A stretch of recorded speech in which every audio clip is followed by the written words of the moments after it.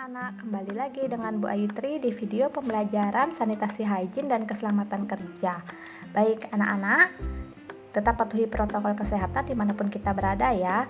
Nah, di video kali ini kita masih membahas bab 6 tentang gangguan kesehatan akibat kerja dan P3K untuk subpoin nomor F dan G, yaitu yang pertama poin F, tindakan perawatan dan cedera-cedera kecelakaan kerja. Poin G, cedera-cedera yang biasa terjadi dalam industri. Baik anak-anak, mari kita mulai. Silahkan dibuka bukunya di halaman 115. Yang pertama yaitu poin F, tindakan perawatan pada cedera-cedera kecelakaan kerja. Ya anak-anak, berhasilnya perawatan terhadap cedera-cedera akibat kecelakaan kerja bergantung pada tindakan yang tepat, kebersihan atau sterilitas pada tindakan-tindakan perawatan dan ketelitian pemeriksaan terhadap alat-alat luar ataupun dalam dari tubuh yang cedera. Untuk merawat luka-luka luar, hal yang harus dilakukan adalah sebagai berikut, ada 4 anak-anak ya. Yang pertama, tutup luka dengan gas steril, sedangkan daerah di sekitarnya dibersihkan dengan sabun dan air pelarut bahan-bahan khusus atau deterjen. Yang kedua, dalam hal diadakan tindakan sementara oleh petugas P3K atau lainnya, buka dan buanglah penutup sementara dan bersihkan daerah sekitar dan tepi luka.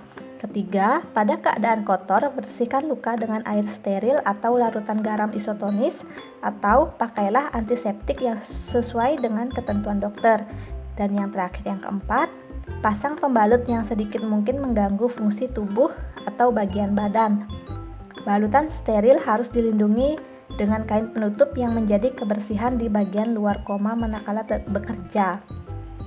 Karyawan harus diperintah untuk tidak membuang kain penutup tersebut tetapi mengembalikan kepada bagian kesehatan seandainya menjadi longgar atau tidak dirasa enak waktu bekerja.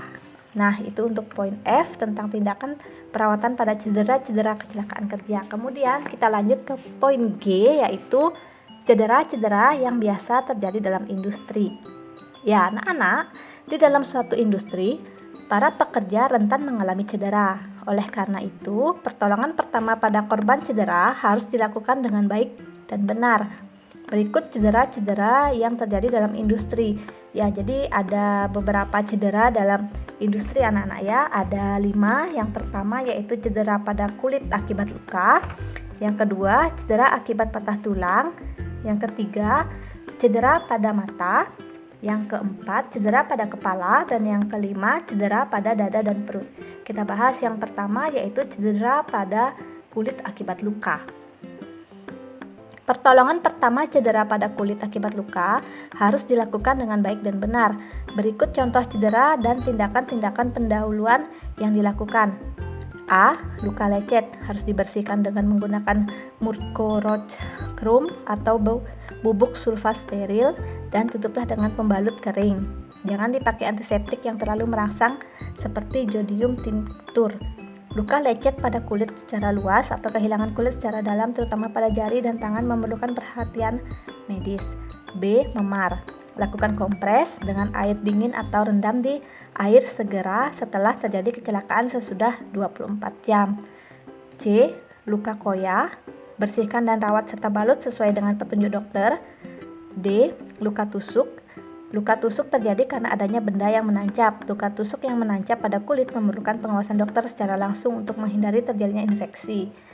E. Luka akibat pecahan beling atau kaca. Ya, luka akibat pecahan beling atau beling ini sangat berbahaya, bahkan dapat menyebabkan infeksi. Oleh karena itu, pertolongan pertama yang harus tepat. Cara pertolongan pertama akibat pecahan beling itu yaitu cabut beling yang masih menempel, bersihkan luka dengan air dan kain bersih, berikan obat antiseptik, kemudian tutup luka dengan kain kasa agar terhindar dari debu. F. Luka bakar. Cara melakukan pertolongannya yaitu alirkan air biasa ke daerah yang luka, tutup luka bakar, gunakan penutup luka steril dan jangan memecahkan gelembung. Segera dibawa ke rumah sakit dan perlu diingat juga jangan menggunakan mentega, odol, kecap, kopi, air es untuk mengobati luka bakar. Dan yang terakhir poin G, luka oleh bahan kimia. Caranya adalah cucilah atau rendamlah dalam air sekurang-kurangnya selama 20 menit dan balutlah luka dengan kain yang bersih dan steril. Kemudian kita lanjut yang kedua, yaitu cedera akibat patah tulang. Nah, anak-anak, jangan salah memberikan pertolongan ya pada cedera patah tulang. Tindakan-tindakan pendahuluan yang harus kita lakukan adalah yang pertama, jangan panik, hubungi petugas medis. Yang kedua, usahakan penderita dalam keadaan tenang dan hangat. Yang ketiga, jangan biarkan penderita bergerak. Dan yang terakhir, jangan coba-coba mengadakan tindakan perbaikan posisi tulang tanpa pengawasan dokter. Kemudian, kita lanjut ke poin yang ketiga, yaitu cedera pada mata. Ya, semua penderita dengan cedera pada mata harus diperiksa oleh dokter. Larutan dan obat-obatan untuk mata harus benar-benar terjaga dalam keadaan steril. Ya, anak-anak, berikut penyebab cedera pada mata dan cara perawatannya. Yang pertama, benda asing. Cedera mata tertentu memerlukan perawatan profesional. Namun jika keadaan sangat darurat, pertolongan pertama penting dilakukan untuk mencegah cedera semakin parah. Cedera mata yang paling umum memerlukan pertolongan pertama adalah ketika partikel masuk ke dalam mata seperti debu, serpihan kayu, dan lain sebagainya. Pertolongan pertama yang dilakukan yaitu mengeluarkan benda asing yang mudah terlihat pada mata. Antiseptik hanya boleh digunakan apabila dokter menyarankannya. Hanya dokter yang boleh mengeluarkan benda asing yang terdapat pada kornea. Kemudian poin B, konjungtivitas atau perangsang-perangsang lainnya. Pada selaput lendir mata harus diperiksa pada dokter atau spesialis mata. C, cedera bakar ringan pada mata. Jangan gunakan salep luka bakar pada kulit sekitar mata.